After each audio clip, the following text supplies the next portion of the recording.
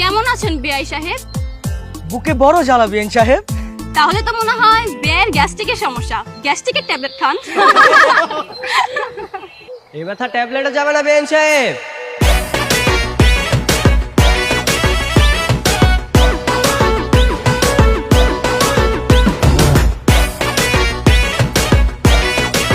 আপনার হাতে ঠান্ডা শরবত খেলে এই ব্যথা এমনিতেই চলে যাবে বেন সাহেব।